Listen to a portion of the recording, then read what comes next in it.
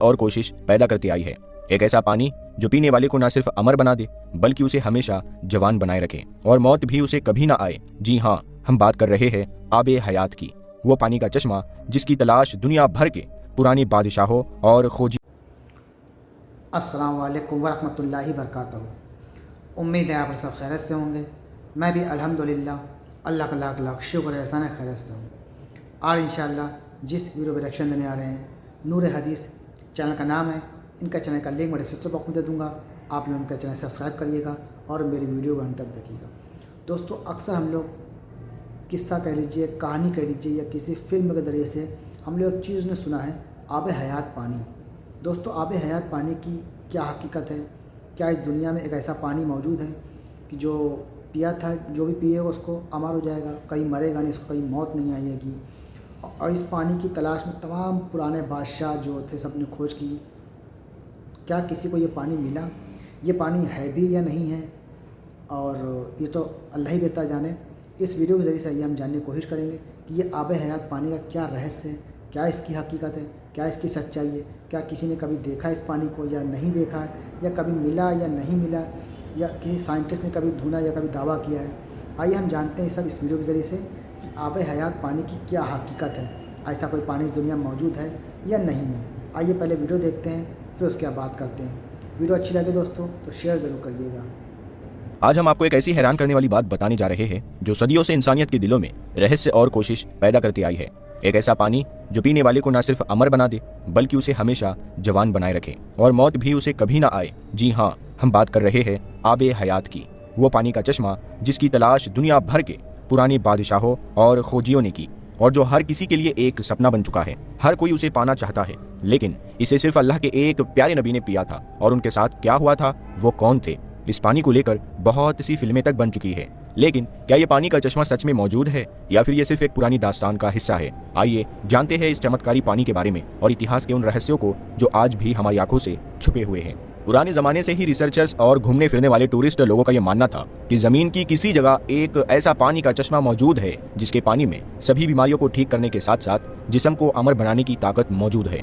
दुनिया के अलग अलग इलाकों में आबे हयात यानी फाउंटेन ऑफ यूथ नामी इस चश्मे का जिक्र मिलता है। आबे हयात का मतलब आबे बका या वो अमृत जिसके बारे में ये खासियत बयान की जाती है कि जो इस पानी को पिएगा या इसमें नहा लेगा उसे कभी मौत न आएगी और वो शख्स हमेशा जवान और जिंदा रहेगा। आबे हयात को झरना या किसी तालाब की तरह समझा जाता है। शुरुआत से ही दुनिया में कुछ ऐसे लोग रह रहे हैं जो काफी अमीर और ताकतवर थे।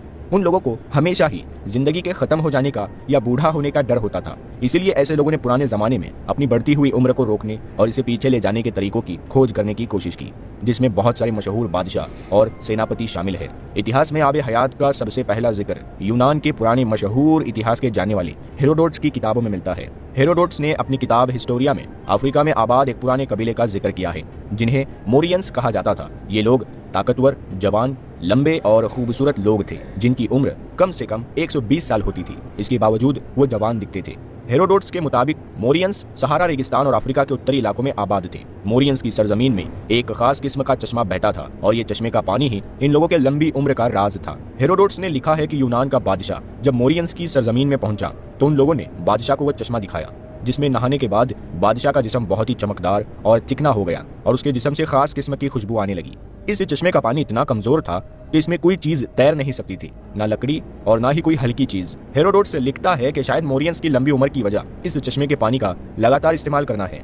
आबे हयात का जिक्र इस्लामी किताबों में भी मौजूद है और इसके बारे में कई रिवायात नकल की गई है। लिहाजा आबे हयात और जुल्करनैन के बारे में इमाम ज़ैनुल आबिदीन ने एक लंबा किस्सा बताया है जिसके मुताबिक जुल्करनैन जो अल्लाह के एक नेक बंदे और बादशाह थे, फरिश्तों में से एक फरिश्ता उनका दोस्त था जिसका नाम रफ़ाइल था और वो आपसे मुलाकात करता था। एक बार हजरत जुल्करनैन ने रफ़ाइल से कहा कि आप आसमान में अपनी इबादत की कैफियत को बताइए। इस पर रफ़ाइल रो पड़े और कहा कि आसमान में ऐसे फरिश्ते हैं जो हमेशा कयाम में रहते हैं, कभी बैठते नहीं और कुछ हालत सजदा में रहते हैं, जो कभी सर नहीं उठाते और कहते हैं कि ऐ परवरदिगार, हमने तेरी इबादत का हक अदा नहीं किया। ये सुनकर जुल्करनैन रो पड़े और कहा कि ऐ रफ़ाइल, मेरी ख्वाहिश है कि मुझे लंबी उम्र मिले ताकि मैं इसे अपने रब की ताअत व इबादत में लगाऊं। इस पर रफ़ाइल ने कहा कि अल्लाह ने एक ऐसा चश्मा पैदा किया है जिसका नाम आबे बका या आबे हयात है। जिसने भी उस पानी के चश्मे से पानी पी लिया उसे कभी मौत नहीं आएगी, यहाँ तक कि वो खुद अल्लाह ताला से मौत ना मांगे। तो हजरत जुल्करनैन ने पूछा, क्या आप उस जगह को जानते हैं? उसने कहा नहीं। लेकिन वो चश्मा ऐसी अंधेरी वादी में है जहाँ तक कोई इंसान या जिन्नात नहीं पहुँच पाया।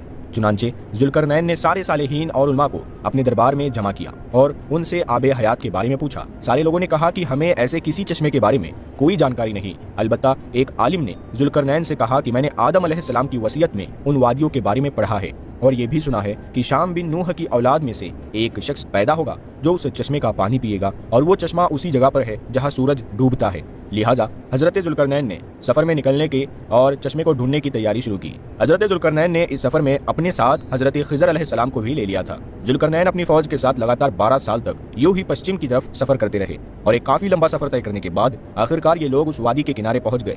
जुल्करनैन ने अपनी फौज से 6000 बहादुर सिपाहियों को लेकर उस अंधेरी वादी में दाखिल हुए जिनमें खिजर अलैहिस्सलाम भी थे। उस वादी में दाखिल होते ही अचानक तूफान आ गया और जोरदार बिजलियां चमकने लगी। जुल्करनैन की फौज बिखर गई और कुछ देर बाद जब तूफान थमा तो हजरत जुल्करनैन दाहिनी तरफ जा पहुंचे जबकि खिजर अलैहिस्सलाम बाई तरफ चले गए। खिजर अलैहिस्सलाम इस अंधेरे रास्ते में भटकते हुए चश्मा हयात तक जा पहुंचे। आपको सख्त प्यास लगी थी, लिहाजा आपने उस चश्मे का पानी पिया, उसमें गुस्ल किया और उस पानी से वजू बनाया। ये चश्मा दूध से ज्यादा सफेद और शहद से ज्यादा मीठा था। वही जुल्करनैन उन अंधेरी वादियों से गुजरकर बाहर निकल गए, लेकिन उन्हें वो चश्मा नहीं मिला क्योंकि आबे हयात जुल्करनैन के मुकद्दर में नहीं था, जबकि उस पानी को पीने की वजह से हजरत खिजर अलैहिस्सलाम को कयामत तक की जिंदगी मिली और आप हमेशा जिंदा रहेंगे। द ग्रेट अलेक्जेंडर रोमांस नामी फारसी किताब जो दुनिया की सबसे बड़ी हुकूमत कायम करने वाले बादशाह सिकंदर आजम के बारे में लिखी गई है, उसमें भी आबे हयात का जिक्र मिलता है, जिसमें बताया गया है कि सिकंदर आजम अपने सिपाहियों के साथ चश्मा हयात की तलाश में निकला था और लंबे सफर के बीच वो उस अंधेरी सरजमीन के करीब जा पहुंचा था। कहते हैं कि जब सिकंदर अपने सिपाहियों के साथ उस अंधेरी वादी में पहुंचा तो उसे एक नदी मिली। उसने उस नदी के किनारे पड़ाव डाला और उसने खाने के लिए मछलियां और परिंदों को पकड़ा, लेकिन जब सिपाहियों ने उन परिंदों को उस नदी के पानी में धोया तो वो दोबारा जी उठे और वहां से उड़ गए।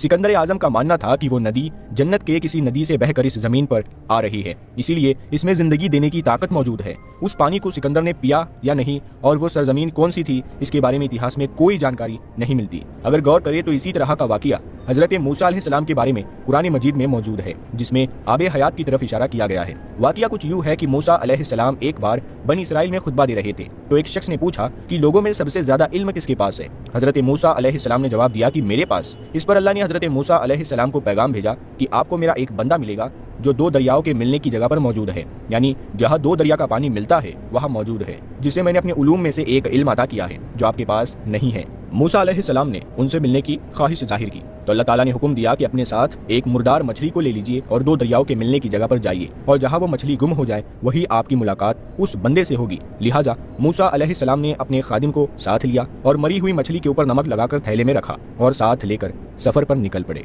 जब वो चट्टानी इलाकों में पहुंचे तो उस थैले को एक चट्टान के ऊपर रखा तो अचानक वो मछली जिंदा हो गई और झरने के एक रास्ते के जरिए नदी में चली गई। जिस जगह वो मछली गुम हुई उसी जगह मूसा अलैहिस्सलाम की मुलाकात उस बंदे से हुई जिसका नाम खिजर अलैहिस्सलाम था। दोस्तों, अब सवाल ये है कि वो मछली जो मुर्दा थी वो जिंदा होकर उस दरिया में कैसे चली गई। लिहाजा इमाम इब्ने कसीर और तिबरी जैसे जलीलुल कद्र मुफस्सिरीन का कौल है कि जिस चट्टान पर मूसा अलैहिस्सलाम ने उस मछली को रखा था उसके नीचे आबे हयात का चश्मा था और उसी पानी के छींटे पड़ने की वजह से मछली जिंदा हो गई थी। इसी तरह एक लातीनी टूरिस्टर जॉन मेंडीविल की किताब द ट्रैवल सोर्स जॉन मेंडीविल में भी चश्मा हयात का जिक्र मिलता है, जिसके मुताबिक हिंदुस्तान के दक्षिणी इलाकों में मौजूद कोलाम यानी मालाबार की खाड़ी में बहुत सारे पहाड़ है और उसी जगह पर आबे हयात का वो चश्मा मौजूद है। अपनी किताब में जॉन मेंडीविल ने लिखा है कि सफर के दौरान जब वो कोलाम के इलाके में पहुंचे तो वहाँ उन्हें एक ऐसा कुआं मिला था जिसमें अलग अलग मसालों की खुशबू आती थी और वो खुशबू हर घंटे बदल जाती थी। आसपास रहने वाले लोगों के मुताबिक इस कुएं के पानी से बीमारियां ठीक होती थी और इसका पानी पीते रहने से इंसान बहुत लंबे वक्त तक जवान बना रहता था, जिसे वेल ऑफ यूथ कहा जाता था। 11वीं सदी में आबे हयात की कहानियां फिर से तब मशहूर हुई जब साल 1165 ईस्वी में प्रिस्टन जोन बाजंतीनी बादशाह को एक खत लिखा जिसमें उन्होंने अफ्रीका के एक इलाके का जिक्र किया था। उनके मुताबिक इथोपिया के करीब एक वाटर ऑफ फाउंटेन यानी चश्मा था जिसके पानी में एक खासियत थी कि उसमें नहाने वाले शख्स की उम्र 30 की हो जाती थी, चाहे वो कितना ही बूढ़ा क्यों ना हो। ईसाइयों की किताब यूहन्ना के मुताबिक जो शख्स भी आबे हयात के उस चश्मे में दाखिल होगा उसके जिस्म में मौजूद हर तकलीफ और हर जख्म ठीक हो जाएगा। जबकि एक नजरिया ये है कि आबे हयात जेरे जमीन यानी अंडरग्राउंड दुनिया में मौजूद है। कई रिसर्चर्स ने अंडरग्राउंड वर्ल्ड को खोजने के दावे भी किए हैं। लिहाजा मुमकिन है कि आबे हयात जमीन के अंदर किसी जगह पर मौजूद हो और ताक़यामत उसे इंसानी नजरों से छुपा दिया गया हो। हालांकि मेरे दोस्तों, आबे हयात को लोग किस्से और कहानियों के अलावा कुछ नहीं समझते और इसकी एक बड़ी वजह यह है कि आबे हयात का जिक्र ना तो कुरान की किसी आयत में है और ना ही अल्लाह के रसूल सल्लल्लाहु अलैहि वसल्लम की किसी रिवायत में है। आबे हयात के बारे में ये जानकारी किताबों में मिलती है, जबकि असल हकीकत तो अल्लाह ही बेहतर जानता है। तो मेरे दोस्तों, ये तमाम एक्शन जो आपने देखा आब हयात पानी के बारे में, इसमें तमाम किस्सा कहानी हमने उन अपने तमाम लोगों से सुनते चले आ रहे, इसकी तमाम फिल्में भी बनी हैं, लेकिन इसकी असल हकीकत ना हमारे प्यारे का नई पाक सल्लल्लाहु अलैहि वसल्लम ने कहा, ना कभी कुरान से साबित है इसका चीज़ की कोई आब हयात। बाकी ये आब हयात पानी है नहीं है ये अल्लाह बेहतर जाने।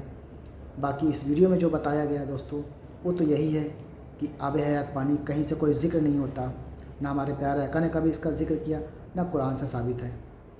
बाकी उम्मीद है आपको हमारी ये वीडियो अच्छी लगी होगी दोस्तों। वीडियो अच्छी लगी हो तो इसको शेयर ज़रूर करिएगा। हम मिलेंगे इंशाल्लाह नेक्स्ट वीडियो में, तब तक लिए अस्सलाम वालेकुम व रहमतुल्लाहि व बरकातहू।